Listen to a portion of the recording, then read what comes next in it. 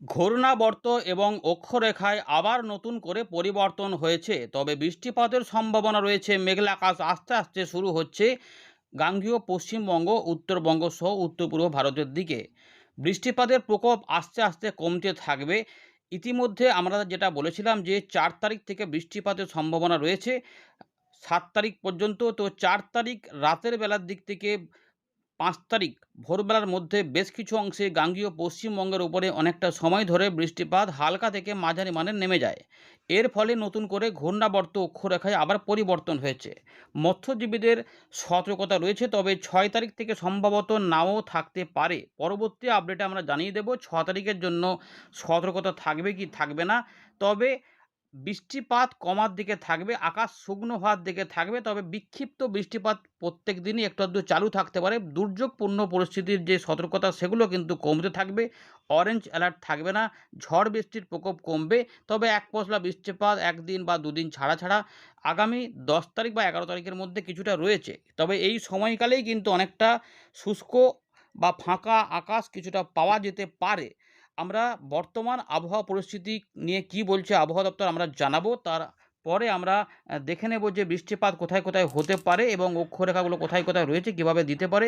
কিন্তু বঙ্গোপসাগরে ঘূর্ণিঝড় হলে সেটা কবে হবে, কোন দিকে হতে পারে, কী সম্ভাবনা, কী মডেলগুলিতে কী উঠে আসছে সেটাও আমরা তুলে ধরব। দেখতে থাকুন। এবারে দেখে নেব ভারতীয় মৌসুম ভবনের আলিপুর আবহাওয়া দপ্তর আগামী কয়েকদিনের জন্য সতর্কতা কবে কবে জারি করেছে উত্তরবঙ্গ দক্ষিণবঙ্গে। আমরা দেখতে পাচ্ছি 5 এবং 6 তারিখের জন্য বিক্ষিপ্ত ভারী বৃষ্টিপাত রয়েছে উত্তরবঙ্গ এবং সিকিম এলাকাতে।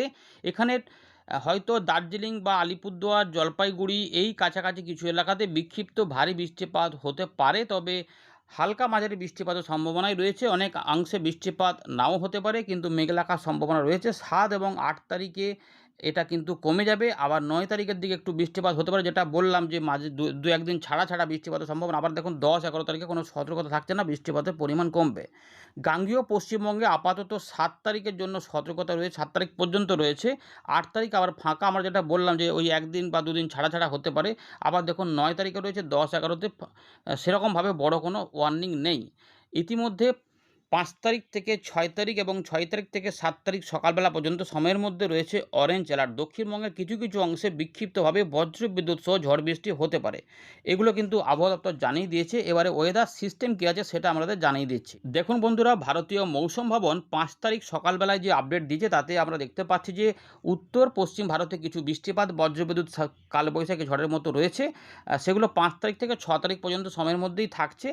উত্তর পূর্ব ভারতে আপাতত বিক্ষিপ্ত ভারী বৃষ্টিপাতের সম্ভাবনা খুব কমই রয়েছে। তবে সেটা রয়েছে অরুণাচল প্রদেশে, মূলত আসাম, মেঘালয়, মিজোরাম, মণিপুর, ত্রিপুরা এই জোনটাতে আগামী 7 দিনের মধ্যে 7 দিন নয়, আগামী 7 তারিখ পর্যন্ত কিছু বিক্ষিপ্ত বৃষ্টিপাত রয়েছে। তবে বড় মাপের বৃষ্টিপাত নাও হতে পারে। এই একই প্রভাব বাংলাদেশেও দেখা যেতে পারে। এর পাশাপাশি আমাদের পূর্ব ভারতের বিহার, ঝাড়খণ্ড, উড়িষ্যা, গাঙ্গেয় পশ্চিমবঙ্গ, উত্তরবঙ্গ এখানে কিছুটা শিলা বৃষ্টিপাতের সম্ভাবনা রয়েছে ঝাড়খণ্ড এবং উড়িষ্যাতে। এর পাশাপাশি ভারী বৃষ্টিপাত ওই উত্তরবঙ্গ এবং বিহারের দিকে রয়েছে 6 তারিখ পর্যন্ত সময়ের মধ্যে। কিছু কিছু কালবৈশাখীর মতো পরিস্থিতি অল্প স্বল্প জায়গাতে তৈরি হতে পারে, যার জন্যই অরেঞ্জ অ্যালার্ট জারি করা রয়েছে গাঙ্গেয় পশ্চিমবঙ্গে।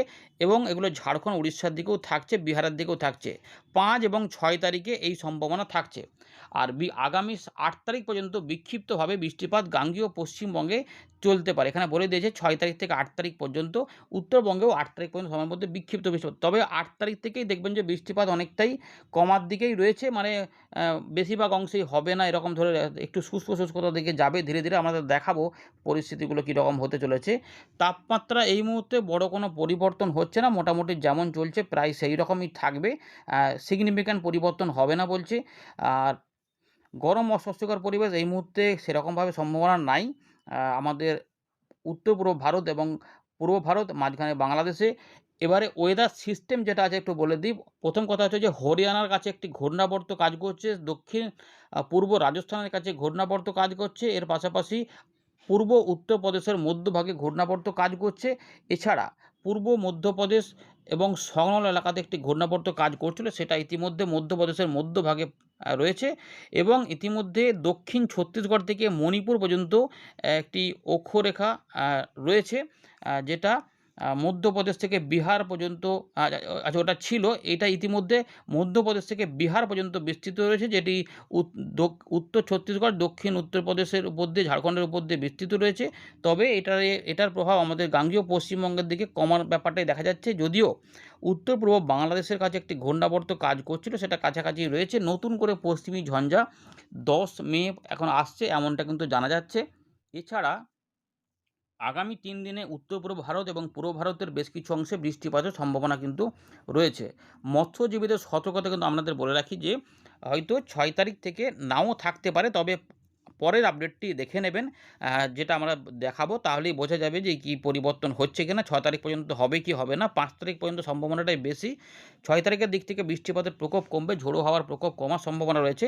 তবে স্থানীয় যে পরামর্শ বিভাগ রয়েছে, সেখানে কিন্তু পরামর্শ করেই কিন্তু আপনারা সেই সমুদ্রে যাওয়ার ক্ষেত্রে বিষয়টি অনুধাবন করবেন। তো আমরা জানিয়ে দেবো, তাই মাথায় দিয়ে রাখলাম 7 তারিখ থেকে সম্ভবত পরিস্থিতি বদল হওয়ার দিকেই রয়েছে।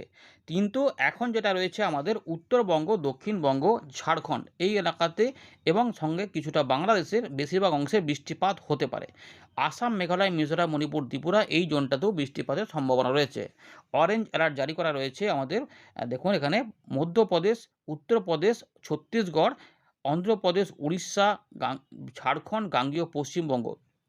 এখানে কোথাও কোথাও ভারী বৃষ্টিপাত হতে পারে, কোথাও আবার বজ্রবিদ্যুৎ অ্যাক্টিভিটি, কোথাও আবার বিক্ষিপ্ত ভারী বৃষ্টিপাত হতে পারে।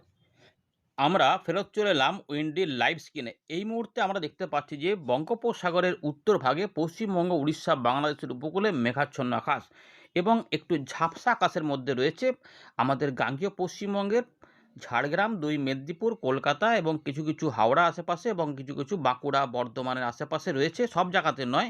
এবং এই মেঘগুলি কিন্তু আস্তে আস্তে আবার নতুন করে বৃষ্টিপাতের মেঘের পরিণত হতে পারে।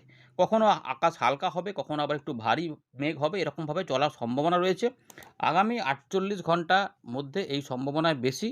দেখুন আমাদের মেঘমালা মোডে দেখিয়ে দিচ্ছি কেমন কি মেঘ হতে পারে। তো দেখুন ইতিমধ্যে যে একটু আধটু মেঘ কিন্তু আসতে পারে, সম্ভাবনা ভালো রয়েছে। ঝাড়খণ্ড এবং উড়িষ্যাতে ভারী বৃষ্টিপাত রয়েছে, তার জন্য এখানে আমাদের কিন্তু এই জায়গাগুলোতে ভারী মেঘ বৃষ্টিপাত এখানে বেশি হতে পারে।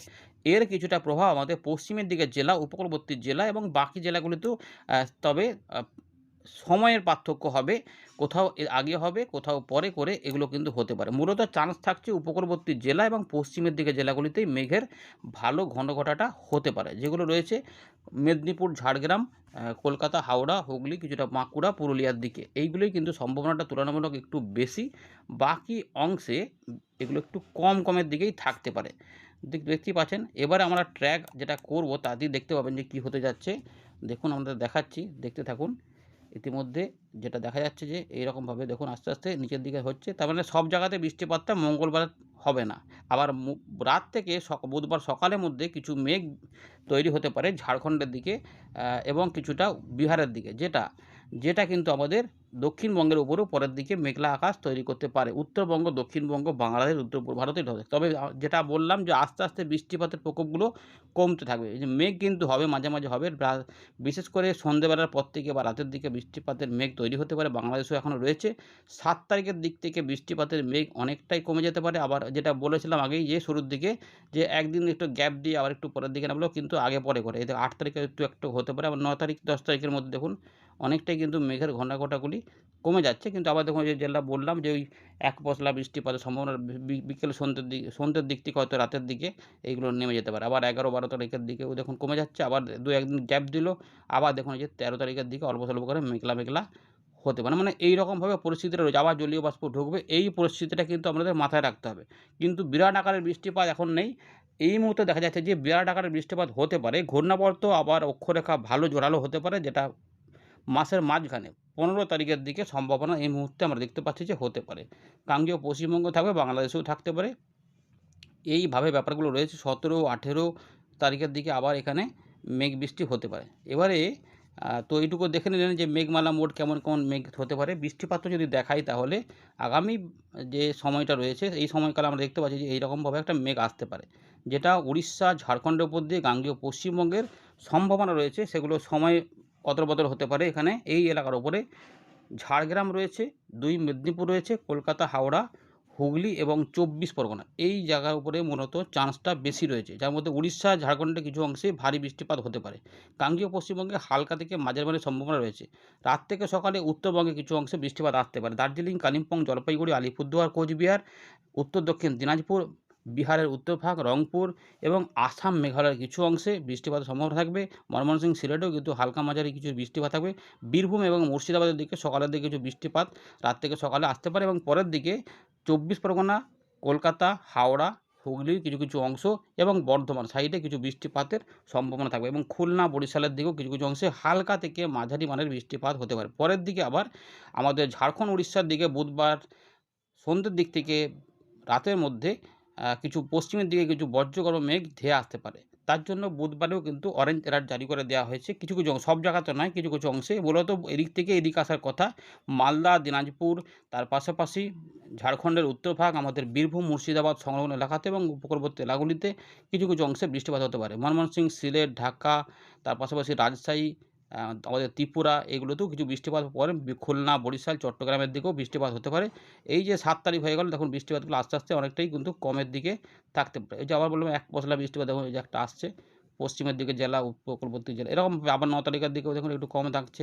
আবার 10 তারিখ থেকে 11 তারিখের মধ্যে আবার একবার নেমে গেল। এরকম করে এক পশলা ফাঁকা ফাঁকা থাকবে, রোদও থাকবে, তার মধ্যে এরকম মেঘ করে বজ্রগর্ভ মেঘে চলে আসতে পারে। এইভাবে ব্যাপারটা থাকতে পারে। আবার দেখুন 12-13 মধ্যে অনেকটা ফাঁকা, কিছু কিছু অংশ অনেকটাই ফাঁকা। 14 তারিখের পর থেকে আবার পরিবর্তন, 15 তারিখের দিক থেকে আবার ভারী বৃষ্টিপাতের পরিবেশ দেখা যেতে পারে। 15 তারিখ থেকে 17 তারিখের মধ্যে কিছু কিছু অংশে বৃষ্টিপাত বেড়ে গেলেও যেতে পারে। মাঝে মাঝে 1 দিন 2 দিন গ্যাপ দিয়ে এইরকমভাবে রয়েছে, অর্থাৎ পুরোপুরি এখন তার মানে গরমটা কিন্তু হবে না, যা বোঝা যাচ্ছে। 2-1 দিন একটু ভ্যাপসা গরম লাগতে পারে, কিন্তু এটা কমে যেতে পারে। এবারে একটু ঘূর্ণিঝড় সম্পর্কে আপডেটটা দেখে নেব, এখানে কী আসছে, এই আপডেটে কী পরিবর্তন হয়েছে, ঘূর্ণিঝড় আদৌ হবে কি হবে না।